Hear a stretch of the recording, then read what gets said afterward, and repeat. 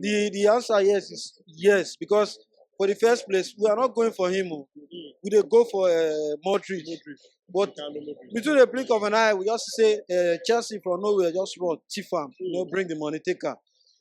Before we know wetin dey happen, we just hear say na Trossard, and the guy he state am say he wan come for how much?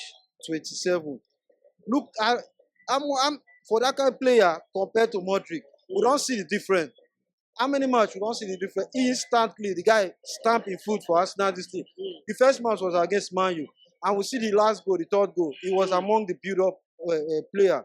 So from there on, he picked himself against Brighton. He was the one that scored the only goal. Against Fulham, he was hat-trick first half. So to me, na steal, na dash. As in Brighton just carry and say take. So he's a points man for Arsenal, no doubt. He's the best January signing. Back to back, he has been given.